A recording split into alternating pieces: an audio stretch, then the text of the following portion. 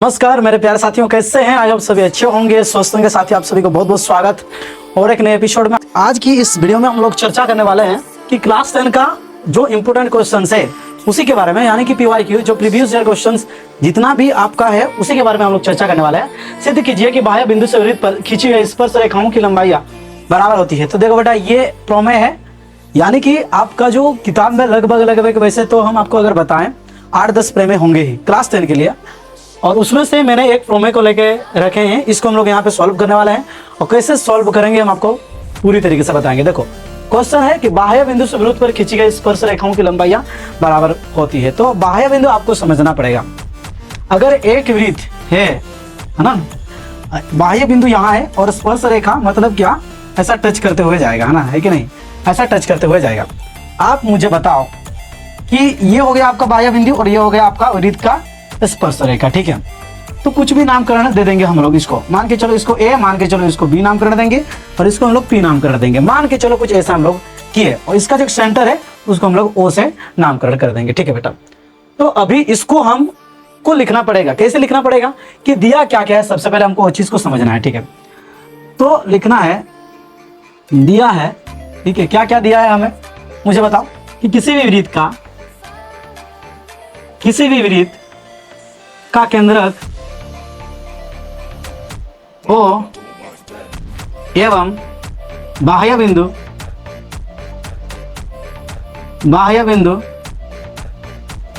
P एवं दो स्पर्श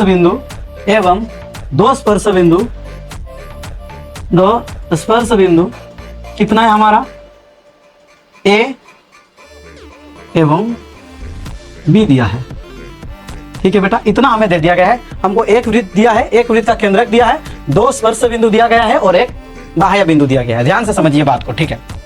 अभी देखो बेटा, अभी हमको कुछ रचना करना पड़ेगा इसमें, ठीक है ना। क्या क्या रचना करना पड़ेगा हमें, ये जो हम लोग जो बनाया है ना, ये हम लोग ऑलरेडी रचना किए हैं। तो रचना में आपको लिखना पड़ेगा क्या, PA एवं PB को क्रमशः क्या कर दो बेटा, क्रमशः जोड़िए, हमको जोड़ना है। और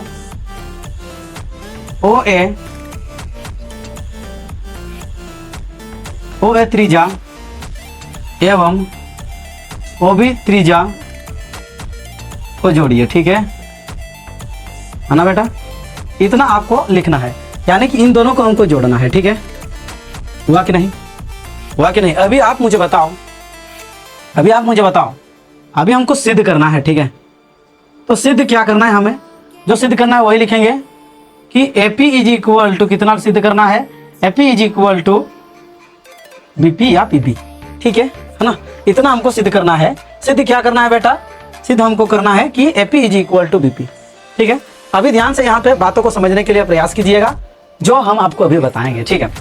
देखो, उतना ज्यादा तो ये हार्ड नहीं है, लेकिन आपको समझना पड़ेगा। अगर आप इस चीज को सही से समझे तो फिर हो जाएगा बहुत आसान से, ठीक है दोस्तों। अगर आप इस चीज को थोड़ा मतलब दिमाग लगा के आप इसको समझने के लिए प्रयास करेंगे बहुत, तो फिर हो सकता है आपके लिए आसान। लेकिन अगर आप इग्नोर करेंगे तो फिर आपके लिए दिक्कत हो सकता है, ठीक है। तो देखो, अभी क्या करेंगे हम, अभी एक काम कर देना बेटा, इसको जोड़ दो, ठीक है। किसको जोड़ दो, OP को जोड़ दो अभी, है ना। तो OP जैसे ही हम लोग जोड़ेंगे वैसे ही हमको दो त्रिभुज मिलेगा। तो रचना में और एक चीज लिख दो बेटा, OP को जोड़ दें, ठीक है ना। OP को जोड़ दें। अभी हम देख रहे हैं मुझे दो त्रिभुज मिला, पहले तो ये और दूसरा तो ये, ठीक है।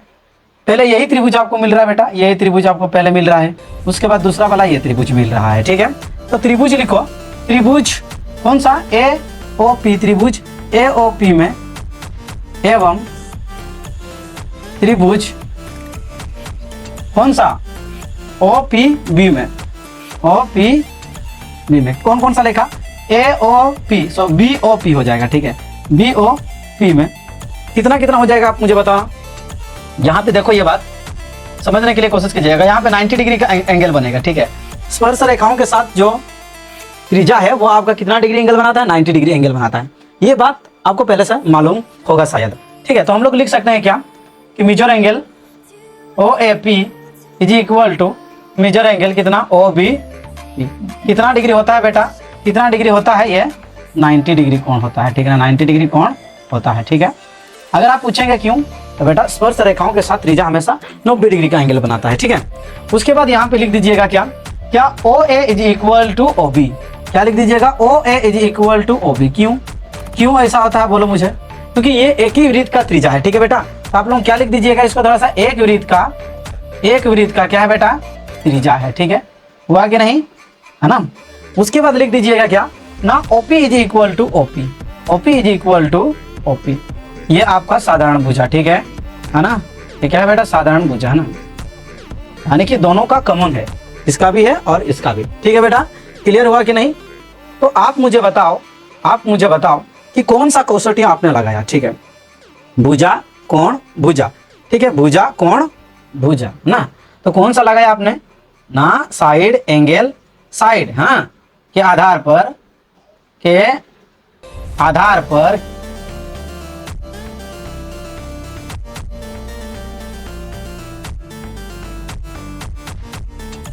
ठीक है, इसी के आधार पे अगर आपने इस चीज को साबित कर दिया तो आप लोग लिख क्या सकते हैं, आप लोग लिख सकते हैं, इधर लिख देते हैं, आप लोग लिख सकते हैं कि BP is equal to AP, BP is equal to AP, मतलब ये वाला जो आपका स्पर्श रेखा होगा और ये वाला जो स्पर्श रेखा होगा वो क्या होगा बेटा, बराबर होगा, ठीक है, सिद्ध।